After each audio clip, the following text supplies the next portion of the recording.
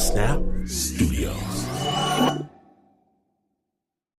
Okay, so I have this hanging bar in my closet.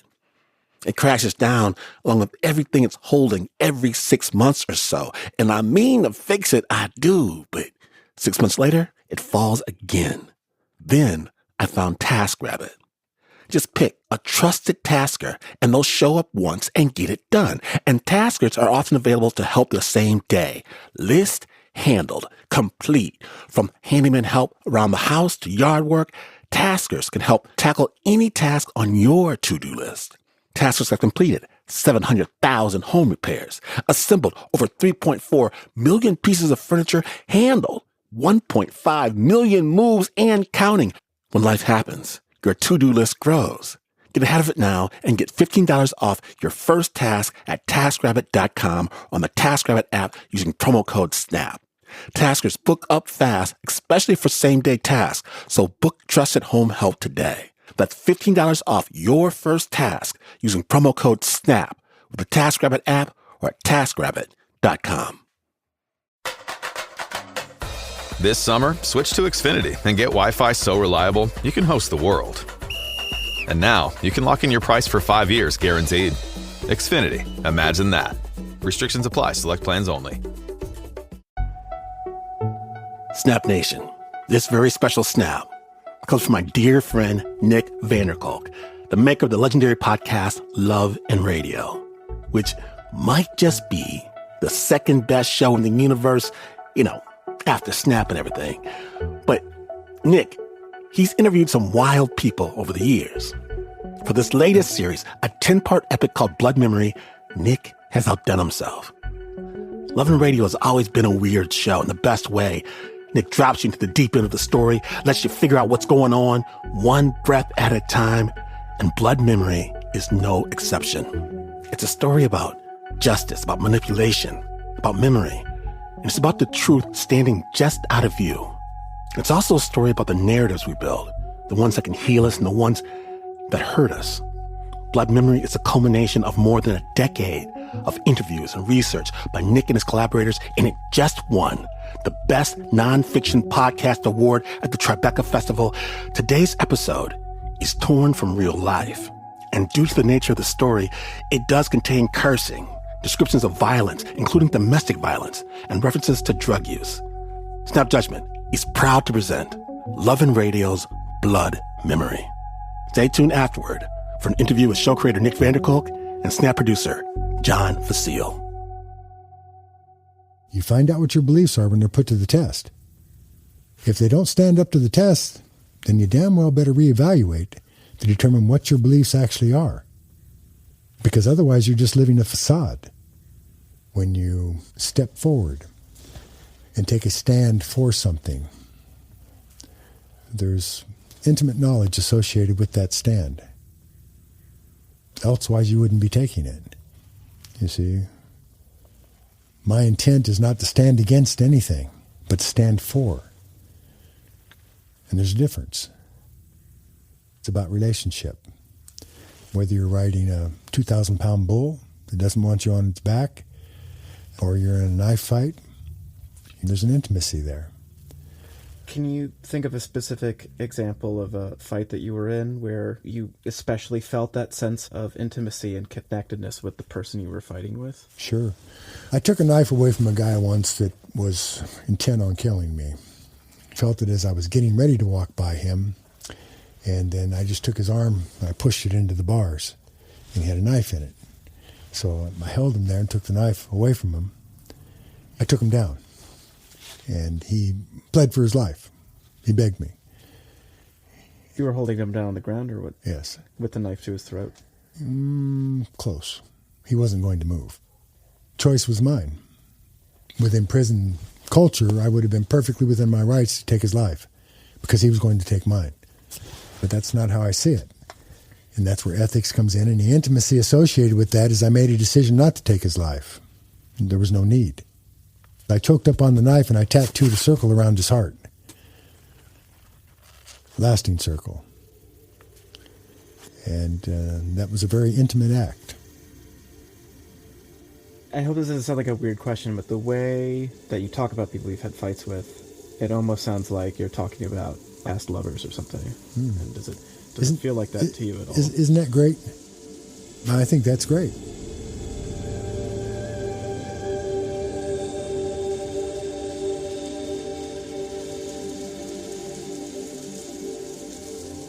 From Love and Radio, you're listening to Blood Memory. I'm Nick Vanderkolk. This is episode 1, Calipatria. Everybody dreams of having a great love in their life. They have daydreams about being heroic or whatever. But that's a dream. If they ever have to test their mettle of being courageous or heroic or having a great love, I think most people will not make it.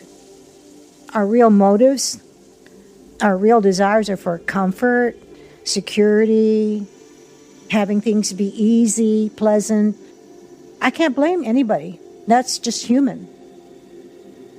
But sometimes if you want something great, you have to make a lot of sacrifices.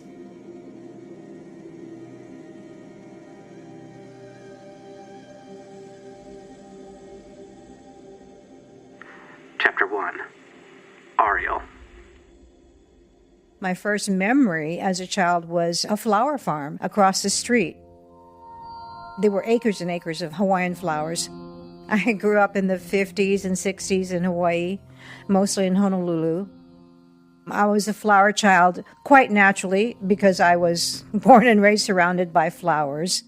It was just really laid back, and as a matter of fact, I didn't like it because it was too laid back for my personality. I was just a very uncomfortable person probably to be around and not very Japanese. I don't think I was really well liked even in my own family. As I grew up, I found out that there was another whole world out there outside of the islands and how people were living there that's so different from how I was living. And I wanted to experience that. I wanted to be there. I just felt like I'd probably fit in better. So when I got a chance, finally, I did move. After I left, I persisted in my flower child kind of mentality. I was a poet, teaching children in schools, how to write poetry. I saw something that disturbed me, and that was that, all children seem to be gifted with unlimited potential when they were younger. It didn't really matter whether they were rich or poor or black or white or brown or yellow. It didn't matter whether they were male or female. It didn't matter. They were all just so full of curiosity and positivity and potential. But by the time they were in, I would say by 7th grade, sometimes earlier, it was all different. You could see which kids were not going to succeed and which kids were going to succeed.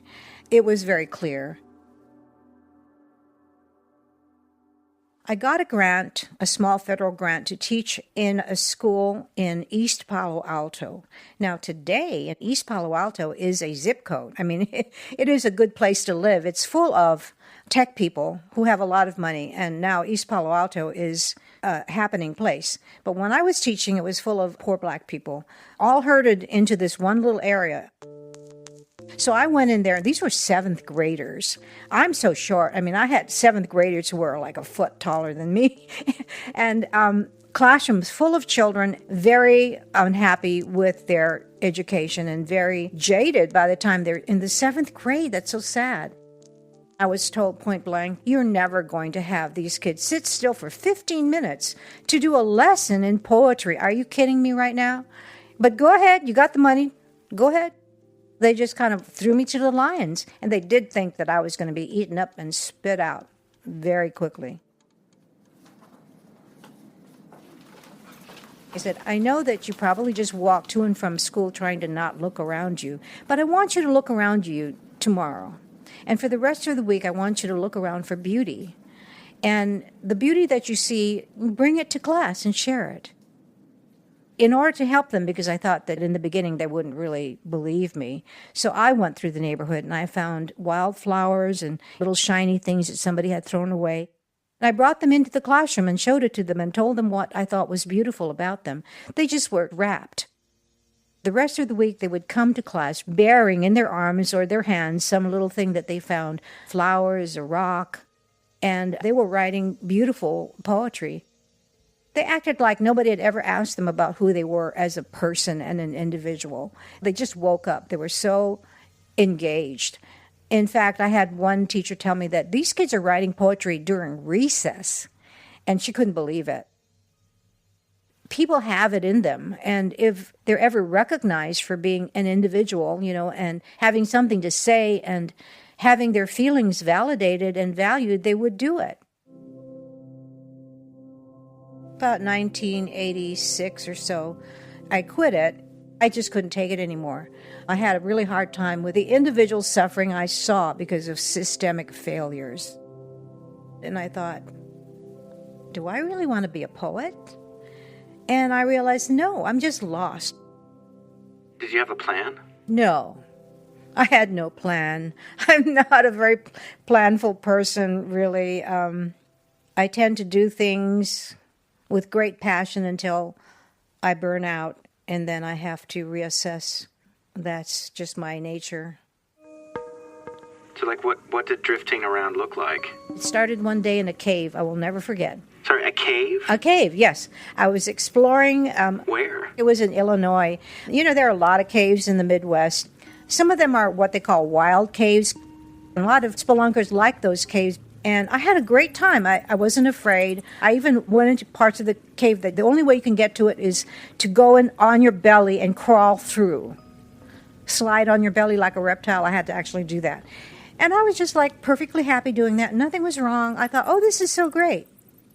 And the second time I went there, it was like somebody was moving the furniture of my mind.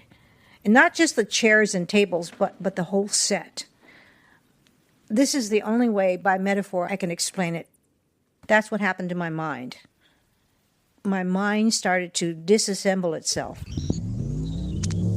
So while my friends were going on, I said, you know what? I'm going to just sit here for a while and wait for you to come back. That was tremendously stoical because I was actually losing my mind at the time. So while they did that and waiting for them to come back, I sang every song I knew the lyrics to. Every song I could possibly think, I sang it. I sang it out loud just to keep my sanity until they came back. That began my whole saga of panic attacks for 7 years. I went through counseling, I went through rebirthing, I did all kinds of things. I couldn't quite shake the vulnerability to having a panic attack. I was pretty much disabled for much of those 10 years because of that. I couldn't even write. I had writer's block the whole time. After 7 years, I said, I don't know if I'll ever get over this. I can't wait my whole life to get over this. I've got to do something. What would people pay me to do that I can do kind of naturally? And I realized I can listen to people. People tend to want to tell me their problems. This happened to me ever since I was a little girl. People would tell me their life story, and I don't know why.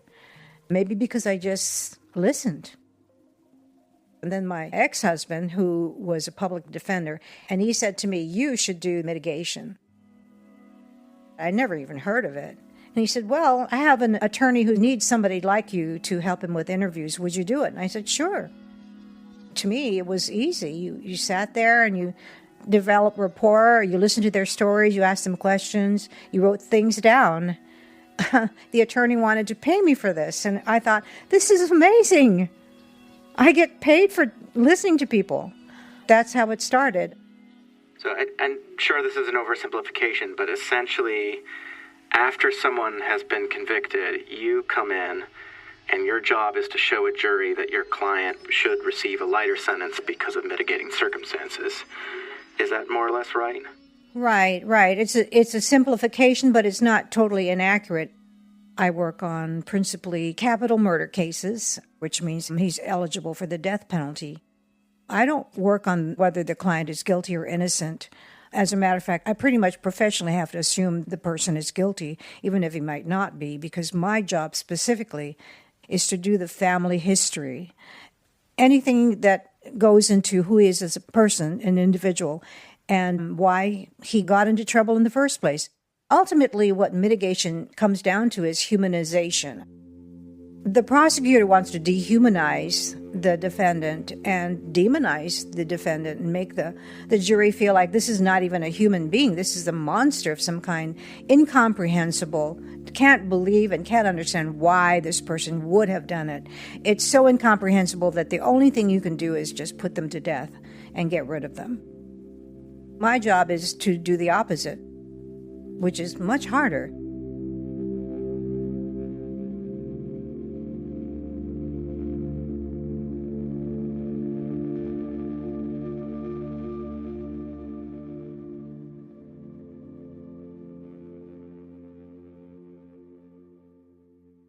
Believe it or not, Nick, when I was young, I was dating a parolee. I just thought he was hot and he looked like Robert De Niro and he drove a souped up Chevy Nova Super Sport. How'd you guys meet? I met him at the lake. I'm from the East Coast, small town called Dalton, Massachusetts. It's like 3 hours west of Boston. You know, where I'm from, it's like a small town where everybody has like a lifted truck or a big cool car, you know, and drives up and down the strip, you know, the main drag and the town over. It's just stupid small town living, you know? So I was dating this guy and he was bad news. Chapter 2. Heather. I was so in over my head, okay? But I knew that he had been to prison and was out on parole. And when he was very young, he had committed some crime that got him in prison. I think he got arrested when he was like 19. And then by the time he got out, I don't know, he was like 26. So when I was dating him, he was 26, I was 16. Oh my God. Yeah. And I had lied and told him I was 18. And I used to lie to my mother and tell her I was going babysitting. And, you know, I would go out with this guy. I always, in my 16-year-old brain, always thought this guy didn't have the tools to assimilate back into society, which is why he would get in trouble and go back into prison. You know, it's hard to find a job when you got a conviction for a robbery or whatever it was he did, right? After being incarcerated for that long, you have a prison mentality, you know, and sometimes it's kill or be killed in prison. I always felt like, hey, you know what? I think that these criminals need more help functioning outside of prison. Now, mind you, unbeknownst to me, Eddie, we'll just call him Eddie, was using drugs and got really upset one night and popped out of the bushes and he punched me in the head. He had a cast on his arm. I saw stars that night. I didn't call the police because I was like, oh my God, like he's going to get arrested, go back to prison, and then it's going to be all my fault. And when he gets out, he's going to come kill me, right? So he ended up going back to prison, not because of me, but for something else. I think he's in prison for life now. But when I ended up coming out to California to go to college, I decided I wanted to be a parole officer. And I was going to help all the criminals assimilate back into society. I started working for the probation department in LA County, and I was assigned to work in their narcotics testing unit. So I would like watch not so hygiene conscious people pee in a cup to make sure that it was their urine for their drug testing. And I saw all kinds of things. This one girl barfed all over me one day because someone told her to drink Drano and it would give her a clean pee test. And then like one guy got busted with like a fake penis. You know, he had like a fake contraption that he had filled up with somebody's clean urine and got busted. There was all kinds of crazy stuff going on. And I thought, God, you know, there's all these criminals who are actually drug addicts and alcoholics, right? Maybe if I became an alcohol and drug counselor, I could help society better that way. I was getting my certification to be an alcohol and drug counselor. I was waitressing too, right? To get through undergrad. The night manager at the restaurant, his name was Jim Dutton. I used to swing my finger and be like, you listen here, Jim, and I'd just pop off about things I was upset about or whatever. And he said to me one night, you know, Heather, you love to argue so much. Have you ever thought about being an attorney? And I was like, no, never in my life had that thought ever entered my mind, okay? So fast forward, I'm at this group counseling session. You have to do like 600 hours of group counseling, like where you're like volunteering your hours and doing this to get your certification. And I looked around at all the people, and I was just, you're listening to their stories. And a lot of these people had done some horrible things.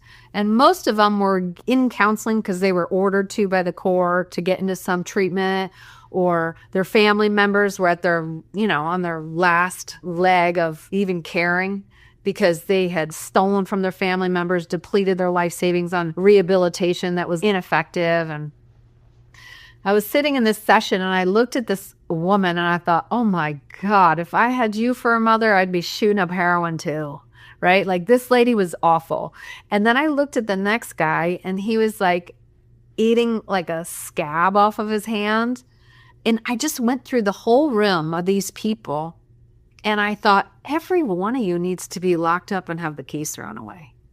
Like, I had that moment. I thought, you have all just destroyed your family's lives, done horrible things to other people. None of you actually want to get clean.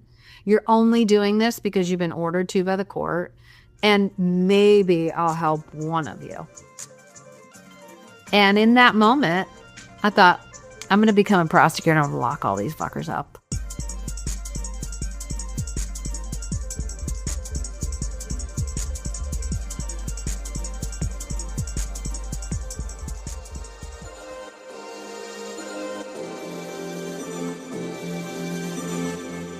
You're listening to Snap Judgment.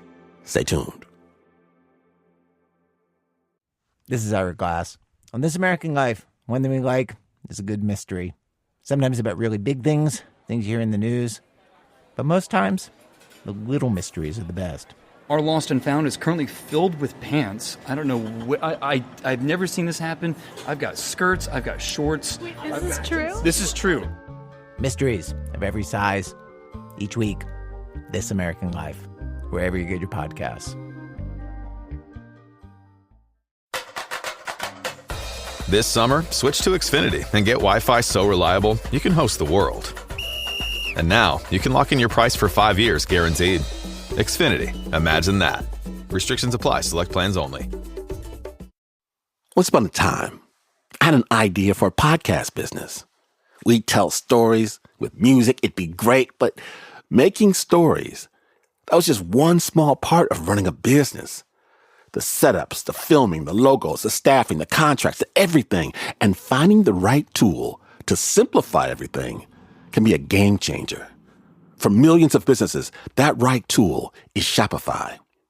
Get started with your own design studio with hundreds of ready-to-use templates. Shopify helps you build a beautiful online store that matches your brand style. Get the word out like you have a crack marketing team behind you. Easily create email and social media campaigns wherever your customers are scrolling or strolling. But what if you get stuck? Shopify is always around to share advice with their award-winning 24/7 customer support. Start your business today with the industry's best business partner, Shopify, and start hearing. Sign up for your $1 per month trial today at shopify.com/snap. Go to shopify.com/snap. That's shopify.com/snap.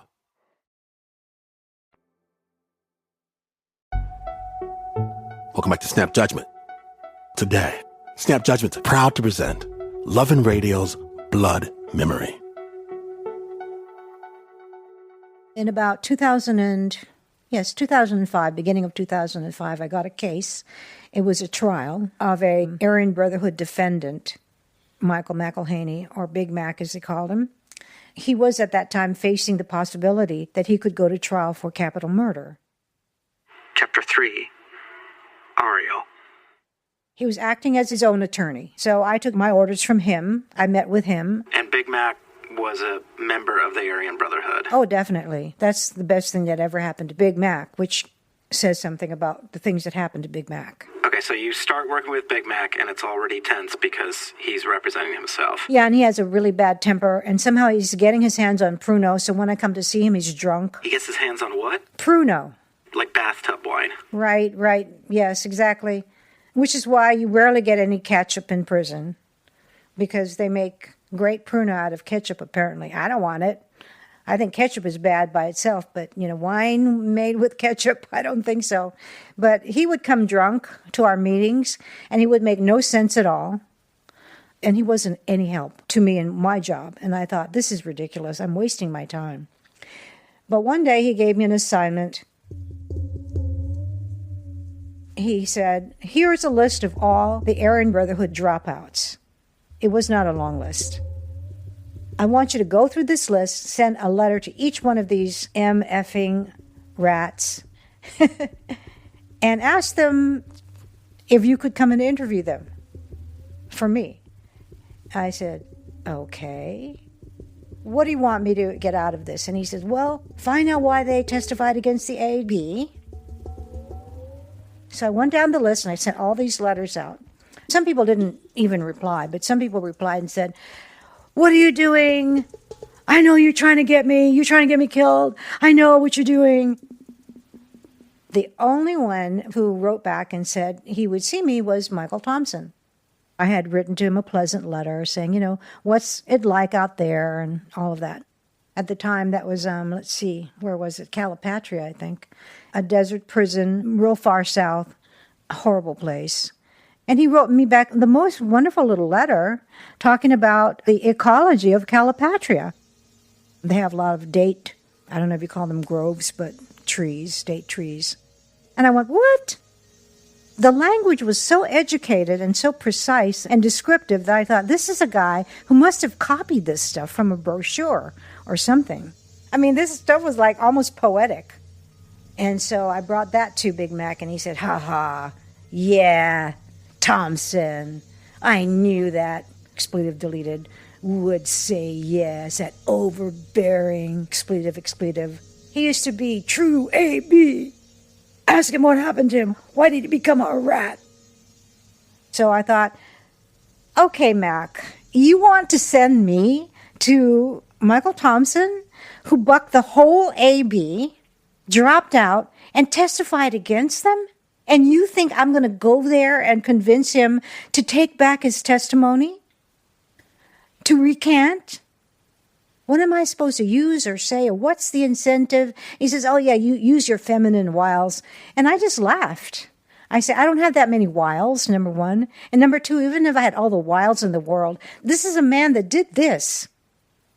I went out there, and I thought I was going to get a face-to-face interview with Michael Thompson. So I was surprised when I arrived there to find that he was behind glass. Obviously, I introduced myself, and he knew, obviously, why I was there. We already corresponded. I suppose we talked about the case and everything that was going on with the prosecution and so forth for maybe an hour or less. Every once in a while, a correctional staff would come in there and look in to see if I wanted to leave. But I was just immersed in conversation, and it didn't even occur to me to leave. What were you guys talking about? Everything. It was just like one thing led to another, mostly about spirituality and our beliefs. It was just like a very free-ranging conversation. It was not very structured.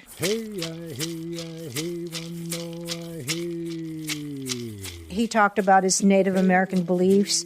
Some of the things he said to me floored me because it was like listening to myself talk, except on the deepest part of me, things that I would never share with anyone. He was saying them to me. I was just stunned that I would have a conversation like this with an ex-gang leader in a level 4 prison in a desert in California. I had the best time. And when it finally came time when the guy came back again, the correctional officer, and I was thinking to myself, you again? We're not done yet. And he said, you have to leave. And I said, why? What time is it? And he said, it's 2:30 or something. And I was shocked because I had been there for 6 hours. Do you remember what you were thinking to yourself on the drive home? I was thinking to myself, this is not a man who should be in prison. I was just confused. Why is this man still in prison? Are you as charmed by him as everyone else is? You don't think he'll whack me, do you? Chapter 4. Heather. I first became aware of Michael Thompson when I was assigned to cover a parole hearing. We, as a prosecutor, have the opportunity to go and oppose the release of those individuals and present any evidence at those hearings that we perhaps have, or any arguments as to why that person shouldn't be released. Okay. So I just coincidentally got on the list. It's kind of an alphabetical list where they, ask you, hey, are you available? I read through the transcript from the prior hearing. I also read the entire file that I had. Did anything jump out at you in his file? Well, the fact that he was in prison for murdering a couple people, but moreover, it's not just the original facts of the case, it's what they've done while in custody. Mr. Thompson had been locked down for many, many years by the time I went to oppose his release. And so when I looked at all of the quote-unquote trouble that he'd been in while in prison, you get written up for having too much peanut butter in your cell sometimes, which I believe was one of his violations. But as a prosecutor, I don't see that as a deal breaker for him getting released by any stretch. I'd probably be hoarding peanut butter if I was in prison, but, or anything I could get my hands on. The board of paroles sometimes sees that as like, oh, wow, you can't follow the rules, which I get, but me personally, when I'm looking at that, I look for big things like violence, things like drugs, anything that's indicative of some type of criminal activity while in prison. Mr. Thompson had been on video talking about how he is an incredibly violent man. I'm probably one of the most violent individuals you'll ever meet in your life. Don't brag, just fact. It's that simple. To me, that should be a huge red flag to most people that this inmate should not be released ever.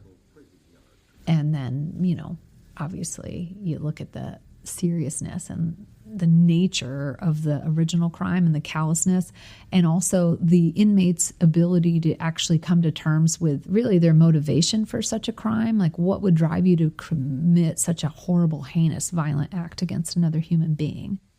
I studied psychology in my undergraduate schooling, and I also used to do a lot of counseling with addicts and whatnot, and I think that I have an eye for people who manipulate other people, and that served me well as a prosecutor. One of the biggest things that stood out to me in Mr. Thompson's file, but it wasn't even as apparent on paper as it was when I was in the presence of Mr. Thompson at those hearings, is just how truly manipulative he is. Were there any incidents that jumped to mind? When he was speaking in front of the parole board, he would twist things ever so slightly. There were two women that were on the board, and I was sat there watching this, and they were enamored with him. He's a very charismatic, charming man. Okay? He's attractive. He used to be much larger when he was younger. He's, I'm sure, with age, probably gotten a little bit thinner and a little smaller, but he was a very large, imposing man, and he speaks in a manner that is so calming. And his voice is somewhat soothing, and he comes across as a very calm individual, very composed. They were like, wow, oh, Mr. Thompson, we applaud you for getting your PhD. And I'm like, PhD? I think that's bullshit. Okay. Sorry, can I say that? Yeah. Okay. I smell bullshit. But I also noted what I did see was a pattern, and I brought this up to these women at the board, and I was bold in my argument. I said, if you look at the pattern and practice, he's like capitalized on keep your friends close and your enemies closer. As soon as law enforcement is on to him, as soon as they smell like, whoa, he's engaged in some illegal activity, he immediately will turn state's evidence and say, hey, well, look over here. I know about these dead kids. Let me tell you where their bodies are at. And law enforcement thinks, oh, well, this little, insurance scam or this scheme or this is nothing compared to us solving these unsolved murders. But he's full of shit. He's full of shit. That's all there is to it. He can be as good looking as he wants. He's lying. He believes his own lies. He's truly pathological. I do believe that he believes his own lies. And the first parole hearing I went to, I didn't leave that prison until almost 11 o'clock at night.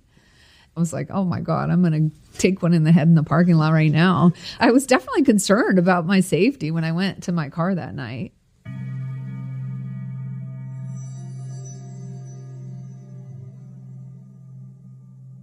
I don't believe very much in romance.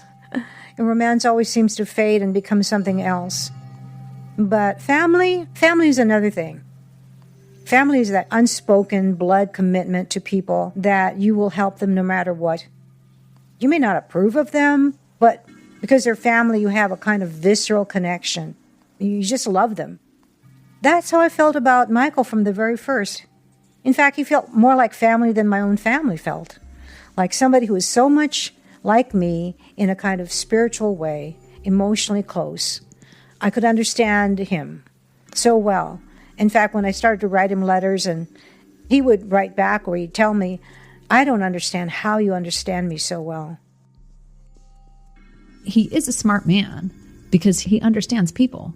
He has a confidence about him that is very attractive to people.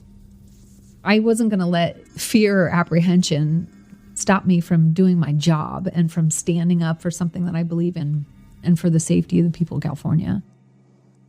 I said to myself, I'm going to help get him out.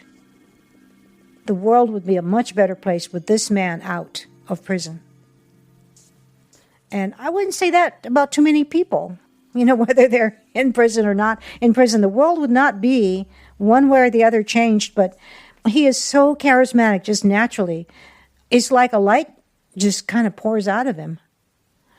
And I was determined to help that light get out into the world. Do your actions mention your heart's intentions? We'll find out.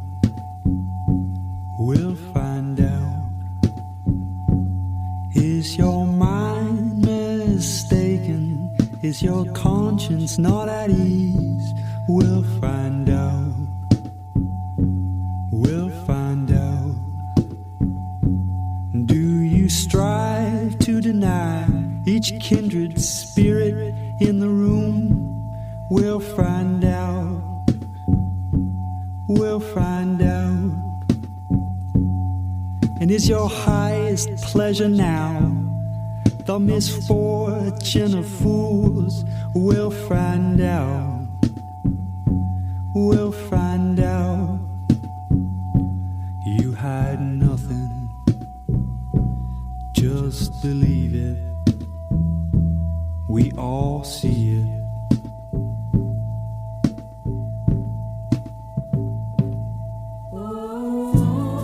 That's it for this episode of Blood Memory. Music on this episode comes from Michelle Benabila, Natalia Bayless, Las Olas, Zeroshi, Memory Scale, Sarepti, Glitchbird, Russ Young, Interspecifics, Kishosis, Dialect, Esmeralda, and Timber Timbre. Check the show notes for the full playlist. The series producer of Blood Memory is Meera Kumar. Rrobin Amer is our managing editor. Additional reporting by Brian Krans and Anya Schultz. Fact-checking by Nicole Pasulka. And visuals by Orla McCarty. I'm Nicholas Sardine Punch Vanderkolk. Thanks for listening. Thank you, Nick.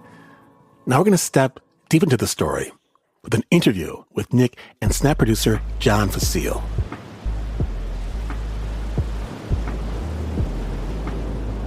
Hey, this is Snap Judgment producer John Facile.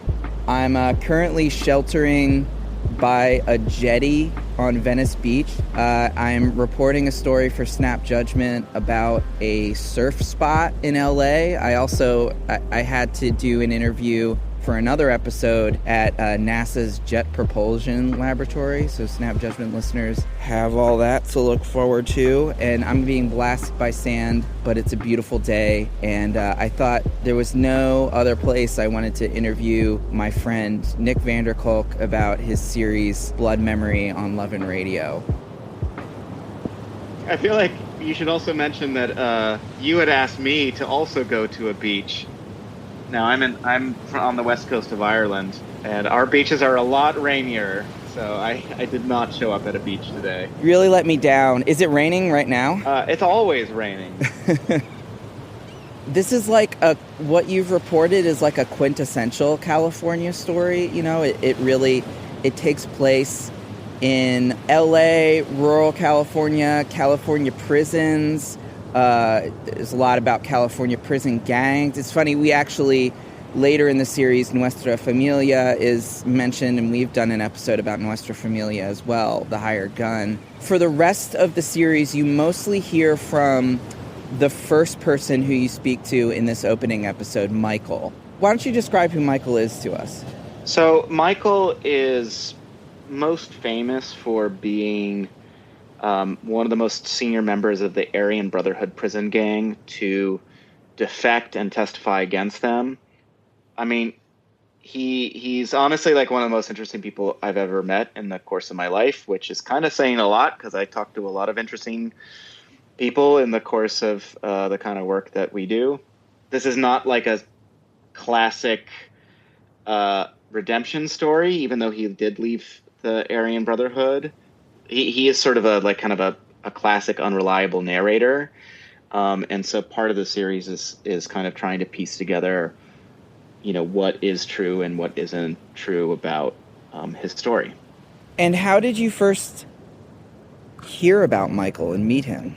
There was a Nat Geo documentary.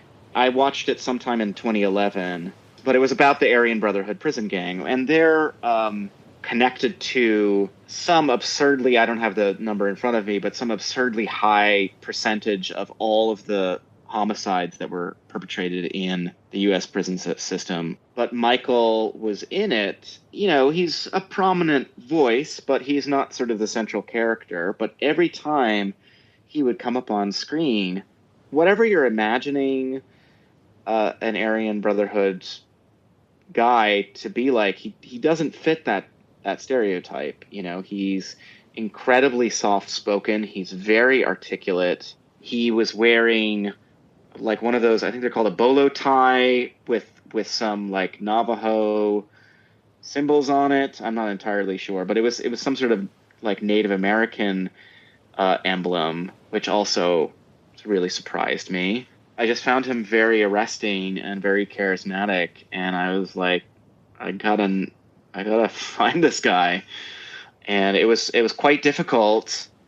At that time he was in protective custody because a lot of people wanted him dead. What does that mean, protective custody? It's essentially like the prison equivalent of the witness protection program. So he was in prison, though. He was still in prison. He was still in prison, yes. Yeah. This was all over snail mail. I think I made a good impression in terms of the way that I approached him. We would have this exchange. We talked on the phone a little bit. Eventually, I think this was in 2018, I went out to meet him finally for the first time. He was in Chino at that point. So I went out to Chino. I was not allowed to record. I wasn't allowed to bring like a notepad or anything. But it was like weirdly chill. It's California. It's like beautiful day. And the visitor center is outside. What did you talk about in that first conversation? Like everything. He talked a lot about, the themes that come up a lot in the piece, like the intimacy of violence. I remember at one point, my dad is has written a lot on the subject of trauma. Your dad is Bessel van der Kolk. I don't know if you know that. Yes. Yeah, he's pretty famous. The body keeps the score guy. Yeah. At one point, Michael quoted that book to me, and I thought he was like being cute. And I go, "Oh, ha ha ha, that's funny, Michael." And he was like, "Why are you laughing?" And I said, "Like, my dad wrote that, And he said he had no idea. I don't know if I buy that, to be totally honest with you, because like van der Kolk's like kind of an unusual name, That's the thing about this series. Michael is very, there's no other way I can put it, untrustworthy. And I'm listening to the first couple episodes of this going like, what is going on here? Like, is this guy for real? And over the course of the series, the question, is this guy for real, becomes kind of the occupying force. I will say, like, a lot of the work that I do is really predicated on the idea that, like, there's no truly good guys and truly bad guys. People are made up of these parts, and they wear different masks depending on the context in which they are in. And unfortunately, I feel like the zeitgeist of the way that we consume media especially in the last 10 years, it doesn't allow for that. Yeah. Well, this is a really thoughtful series. It explores a lot of ideas. It's very nuanced. From a documentary standpoint, it's beautiful. There's lots of different kinds of tape. It takes you all these different places, and it's independently made. I mean, this is such a unicorn of a thing right now, and I hope that people really appreciate it. It's rare that something like this gets made, and it exists, and it only happens because of persistence. Congrats on getting it out there, and I hope people go and listen. Thank you. Actually, one funny story. By the time we were actually sitting down to do the interviews, I had known Michael for 8 years at that point, and he said to me, Nick, I'm really in awe of like how much you've really stuck with this, and how persistent you've been with this. Don't take this the wrong way, but you would have done really well in the Aryan Brotherhood. Well, I suppose that's always available to you if podcasting doesn't work out. Yeah, which is looking more and more likely every day, so. All right, thanks for talking to me, Nick. I'm covered in sand. I don't know if you can see this. Oh my God. Whoa. Holy shit. Well done. That's commitment to the art. People think you just get on a microphone and talk. It's not so simple.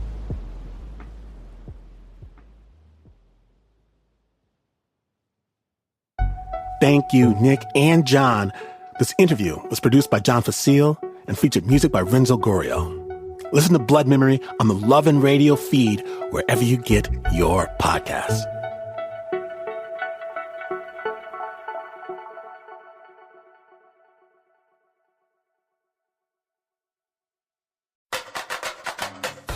This summer, switch to Xfinity and get Wi-Fi so reliable you can host the world.